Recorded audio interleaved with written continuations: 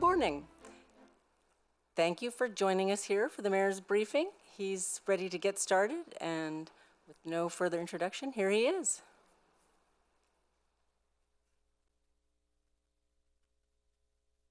Good morning, thank you. The intention here is to be somewhat informal. I don't have a really prepared speech or anything like that, but there are just a number of different items that I wanted to have an opportunity to talk on. I was looking at the calendar this morning and did the math, and the inauguration was 10 weeks ago yesterday. So the timing of this seems like about the right, seems like a good marking point to sort of say some of the things that we've been up to and some of what we're looking forward to. I appreciate the staff that's been able to come out today, and I know that folks can watch this, are watching this online and on Channel 99, so we certainly appreciate your attendance here today. Just a number of things to touch upon, and then we'll be announcing one new initiative this morning that we're looking at doing. I wanted to first start off by acknowledging the stress that I'm sure families and our school children are going through in light of the actions in Florida from last week, and wanted to reaffirm sort of the city's commitment to be as supportive as we can with our great school system in terms of how they respond to these things at the local level. And I've already had one meeting with the superintendent. It was unrelated to this issue.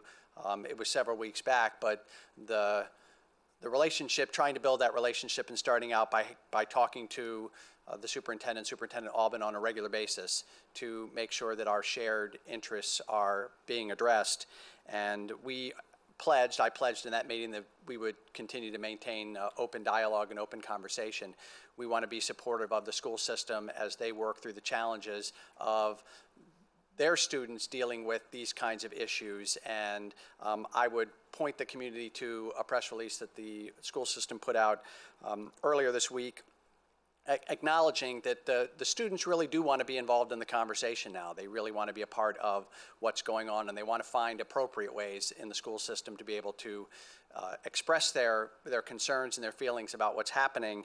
And that press release pointed to, quoting from that now, to that end, the school system is working with student leaders across the county together with parents, teachers, and administrators to determine the best educational opportunities to help students who wish to participate in national conversations to do so safely and meaningfully. And I think we at the City of Frederick want to find ways to be as supportive of that as we can. So we'll continue to have those conversations, and if the school system requires our assistance, we're ready to help out.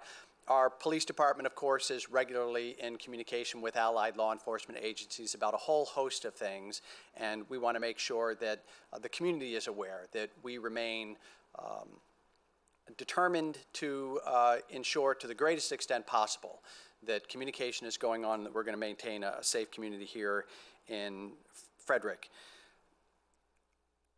These community partnerships are what are important, and to that end, the message that we really want to put out on this issue today is that if you see something, you should say something. We need to make sure that our students are safe when they leave for school in the morning until the moment that they come back home at the end of the day, and the city's part of that. And we know that there's larger national and state discussions that are going on about how to maintain safe schools. If you've got comments or concerns about the way you think local government can participate in that, we're certainly interested in hearing about that. On a somewhat related note, the timeliness then of the conversation that we had at the workshop on Wednesday relative to the creation of a youth advisory council, I think was particularly good.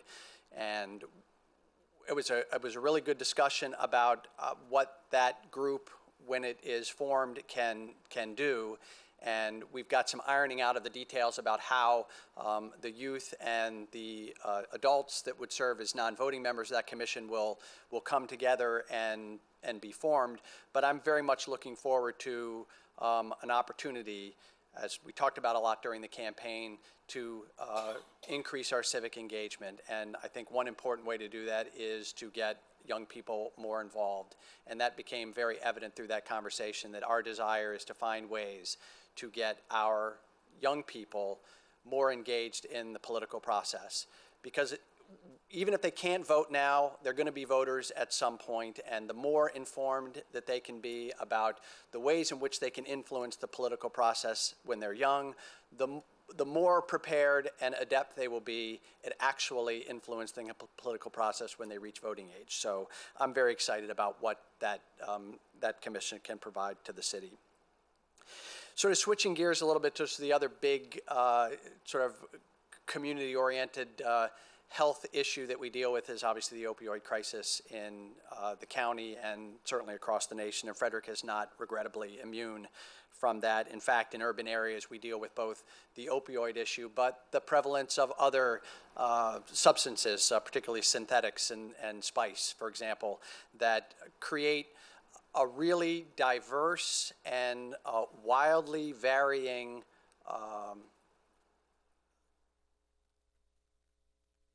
effects and manifest themselves in very unpredictable ways for our first responders.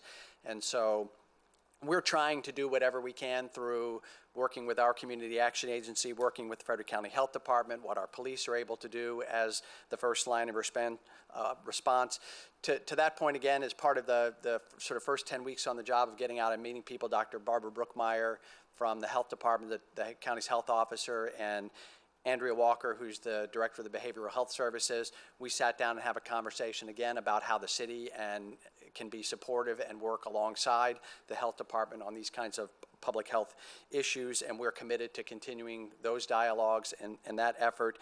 I wanted to point out that one of the things that are happening, we had a community action agency meeting on Wednesday, in fact, and there are a couple of things that are going on. One is this CORE at Community Action every Tuesday.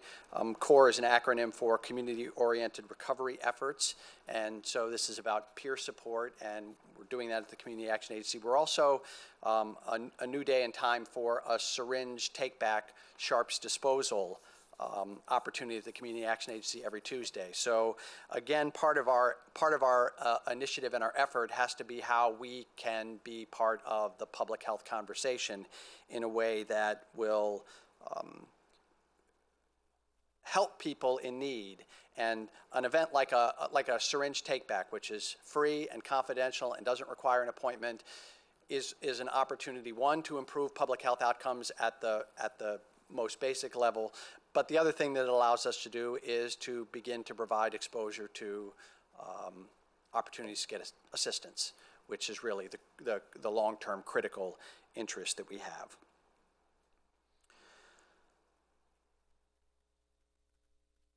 We have put together the strategic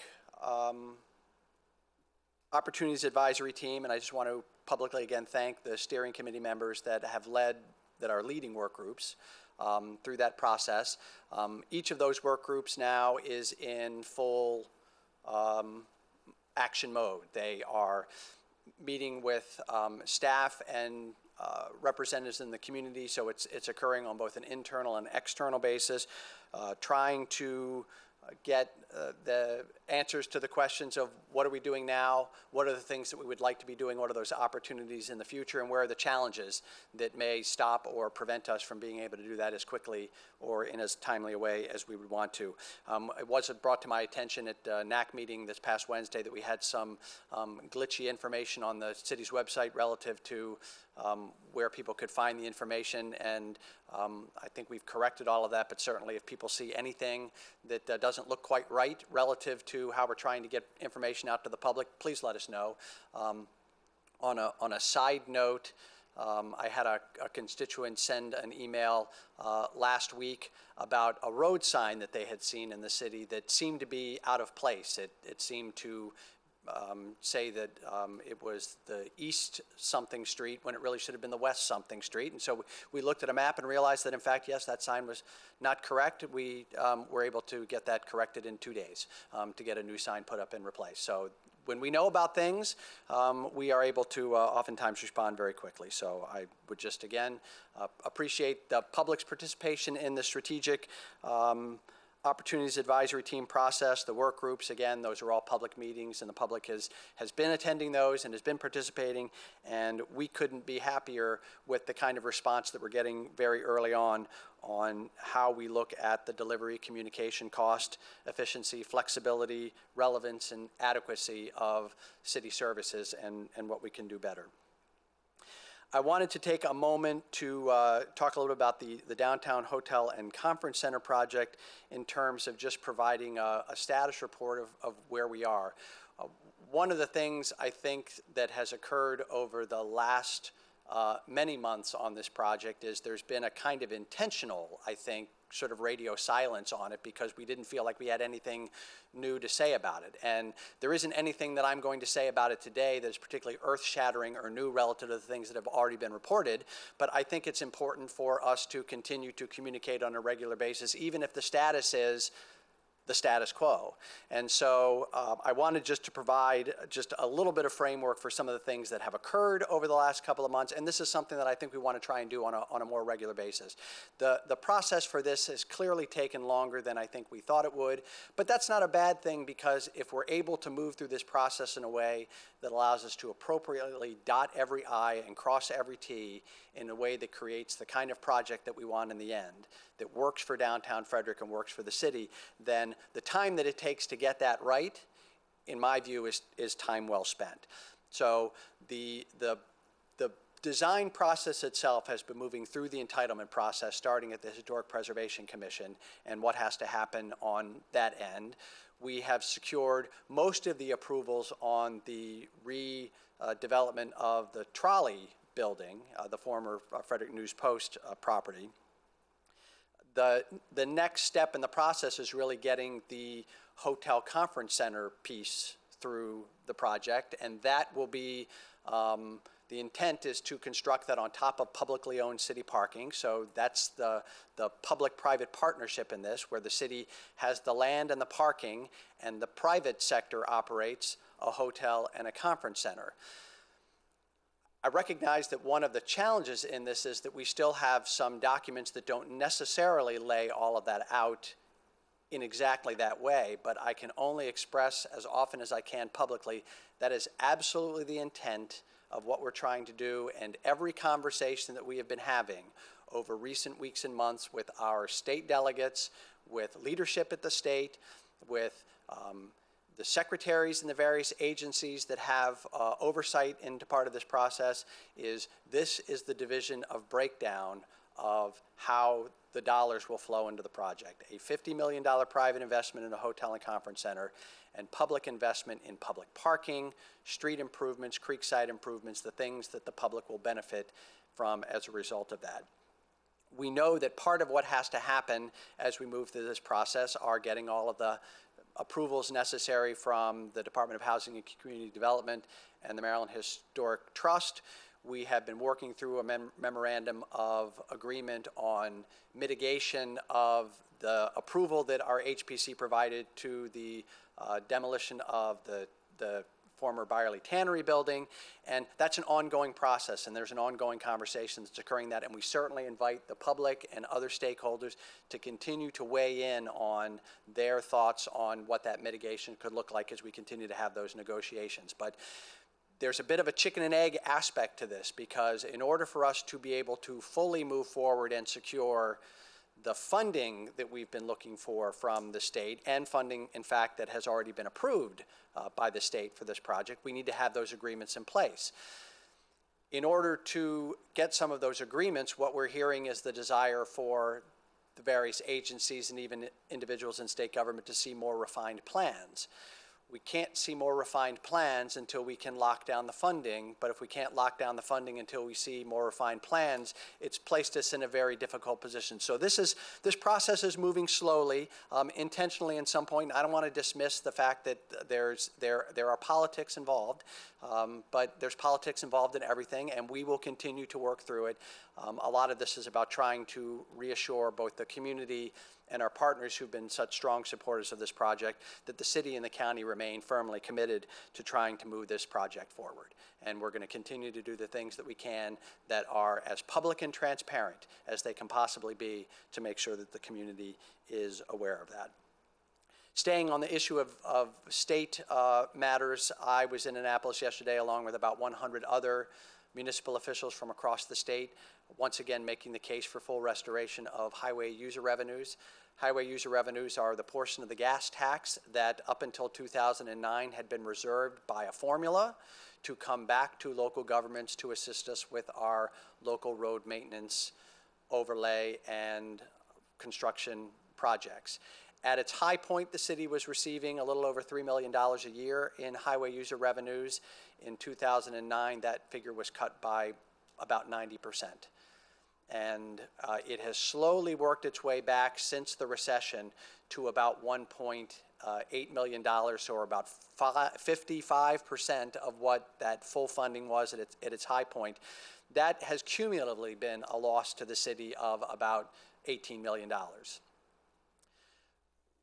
Doesn't mean the road projects stop. It doesn't mean we stop repairing potholes. It doesn't mean we stop doing crack sealing. It doesn't mean we stop doing milling and overlaying and doing road repairs, but it certainly does impact our ability to do those projects in a timely manner, in as timely a manner as we want, because we know that maintenance delayed or deferred costs more than if we could just do it at the time that we need to. So we feel like with an election coming up in the state this year, that we are able to make about as strong a case with as receptive an audience as we possibly could have to make the argument for, if not full restoration now, which is really what we would want, to have a bill put in place that commits the state, the governor, and the legislature to full restoration over some time period.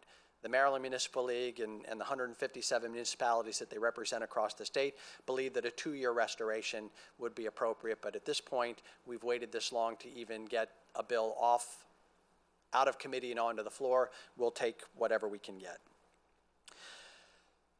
I referenced the workshop that occurred on Wednesday, and if you had a chance to see the newspaper article this morning, or you want to go back and look at the workshop on Wednesday, we're looking at new public notice signs in the city of Frederick. And that's an exciting opportunity because it's a chance to do a couple of things. One, to perhaps improve our communication to the community about the things that we're trying to do. These new public notice signs will be more colorful than the white ones that are out now. The white ones that are out now have a lot of words on them.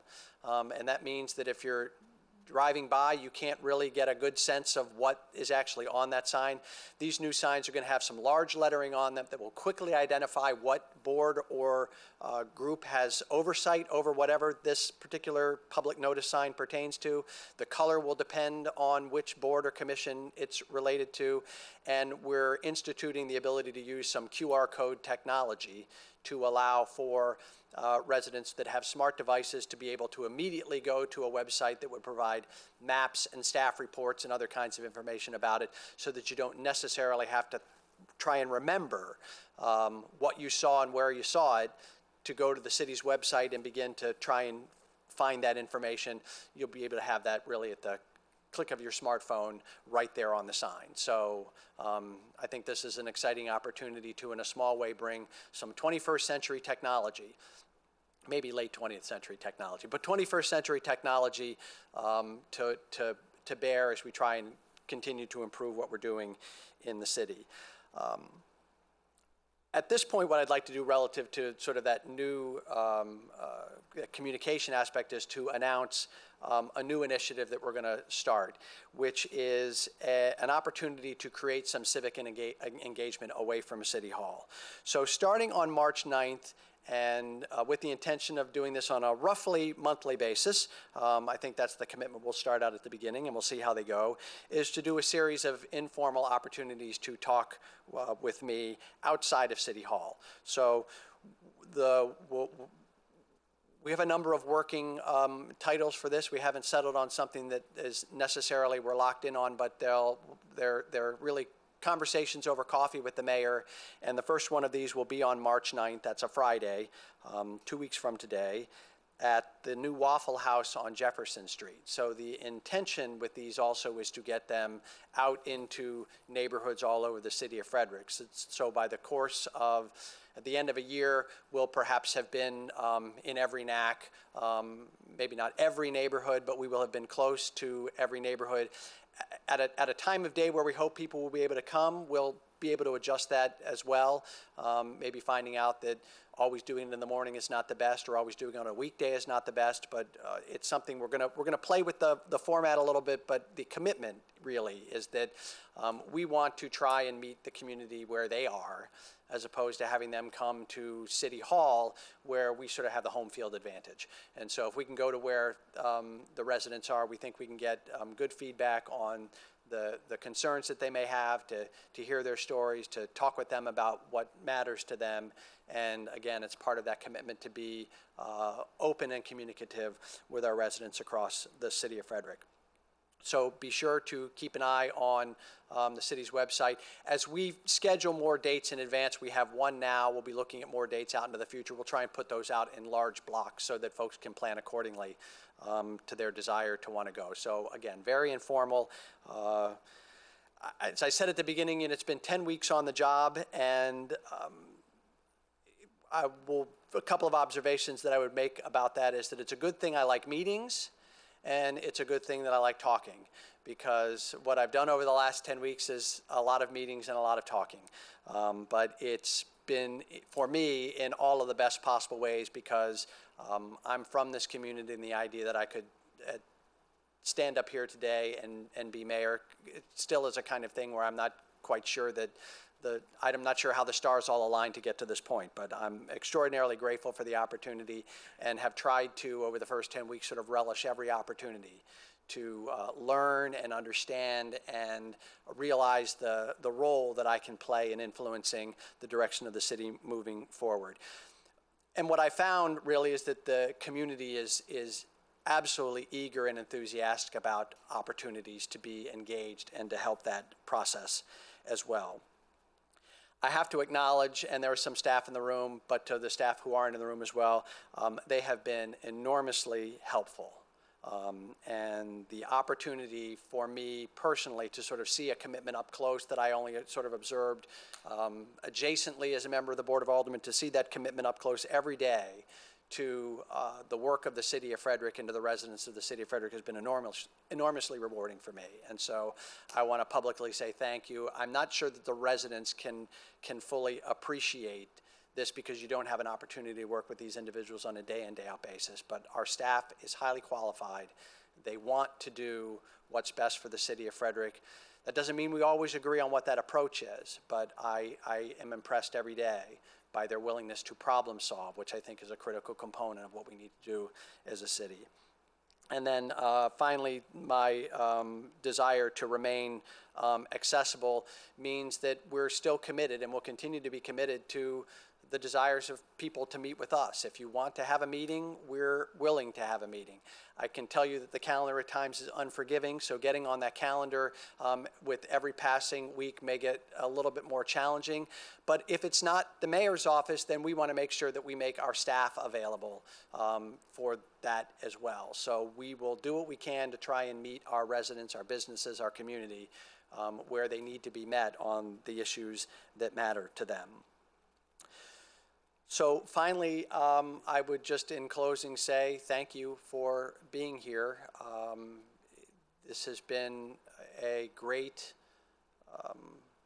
opportunity, and I think through the first 10 weeks we've tried to do some things that maybe haven't shaken the foundations of the city of Frederick in terms of how we're going to move forward, but the kind of redirection I think that we wanted to make in terms of how we approach the business of the city.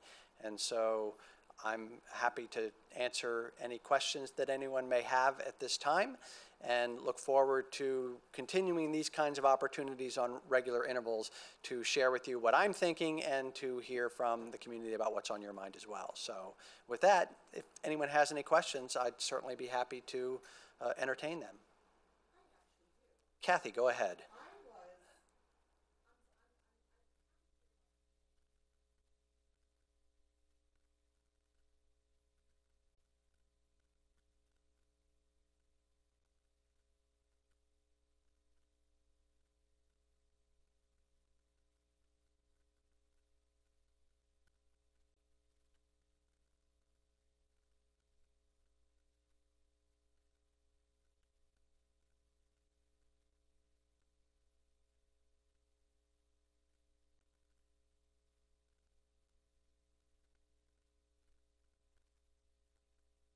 So a lot of the process that has been done on particularly those public notice signs and what came out at the workshop on Wednesday is it was really generated at the staff level, and understanding that there was some confusion about how the signs currently worked and that were there ways that we could improve that.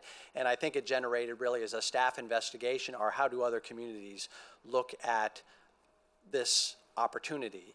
And so what was presented at the workshop on Wednesday and the proposal that's sitting out there now is really one that was staff generated, and they've been the ones that have been pursuing it. So the rollout will come as the planning department really has been the lead, sort of the guiding force on this, because it really pertains to the Board of Zoning Appeals, the Planning Commission, and the Historic Preservation Commission, all entities that reside within the planning department's realm. So it's really limited at this point to that kind of public notice, because those are the ones that we're statutorily required to provide information about. Whether or not, to your point about the broader branding issue of how this can translate into a larger conversation about branding in the city of Frederick, is a really interesting thought, and I'm not sure that in the context of having a conversation about improving public notice that this larger question is one that was considered. But now that you've raised it, I think it's something that we should absolutely think about what that looks like, and make sure that we're doing something that provides a kind of consistency of message and look. So I think it's good information, and the planning staff is continuing to look at, based on the comments that came from the Board of Aldermen on Wednesday on this proposal. The interesting thing about that is it's really more of an administrative issue than a legislative one. So I don't know that there would be some resolution or ordinance that dictates what the final outcome of this product looks like. But I think that this is the kind of input that's really valuable. And so take a look at what we're doing. And I would certainly invite anybody in the public, if you've got thoughts on the rollout of this and how we do that in the most effective way, to please share that with us. I know. That's why we're here. Matt.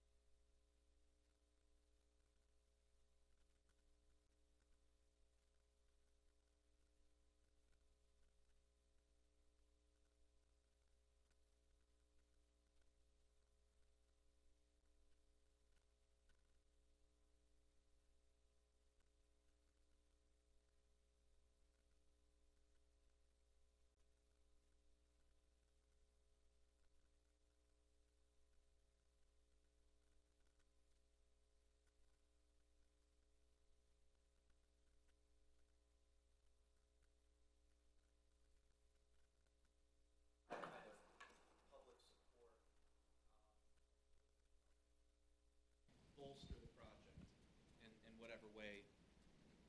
And I'm concluding my comments now, and just was handed the microphone. I think you were able to hear me. Essentially, the idea is that if you need support from the community, I hope you'll reach out to us if there are aspects of the project that can be improved upon that you determine and find in your special position as mayor and watching the process, that I hope you'll reach out to the community to ask us for help in supporting that effort. Sure, and I appreciate that very much. I appreciate the offer, and I'll say that I know that with the partner organizations that have been on board really from the beginning, and frankly, a broad cross-section of the community that has certainly weighed in when they've had an opportunity, we don't doubt a lack of support in the community about this. And the challenge, I think, has been finding when are the appropriate ways for that community support to manifest itself. I indicated earlier that, we know that there's been politics involved in this process, but as I said, there's politics in everything, and I think some of that has been, I'll admit, from my perspective, a little self-inflicted, because we've not had a level of perhaps ongoing communication with both our political leadership at the state level and really with the community to understand maybe where the gap in information lies. There is certainly there has been, even when we have conversations now with some folks at the state about this, misunderstanding or, oh, I didn't know that piece. And so there's a constant messaging battle, I think, that we have to work through. And I think the opportunities will present themselves over coming months for us to ask the community to have their voice be heard. It's never too early to do that now. We certainly know that we're having ongoing conversations with our state delegation and those individuals about the project, with the leadership of the state on the executive side, the Secretary of Housing and Community Development, and for these individuals to hear that the community is supportive of the project and what's necessary in order to move it forward, I think would be helpful. We also know that there are other components that even individuals who support the project in general have their concerns about how this moves through the entitlement process. And we want to be very clear about how the public is going to have the opportunity to have those voices heard at the Historic Preservation Commission, for example, with the Planning Commission when it comes through that. And we are open and willing and want the public to participate in that. So I appreciate it, and certainly I think it's one of the strategies that we've talked about, is if we need to initiate more public activity in order to help maybe take some slightly larger steps, we have to figure out what the right way is to do that. I think you pointed out one of the challenges, to make sure that we don't inadvertently sort of overplay our hand to the point that it becomes off-putting to people whose support we're still eager to get, and believe that if we keep open the lines of communication, that we'll get that support in the long term, that we'll have the voices that we need. Thank you. No, thank you. Anyone else? Well, again, I really appreciate your time. I thank you for being here, and I look forward to the next opportunity. Have a wonderful day.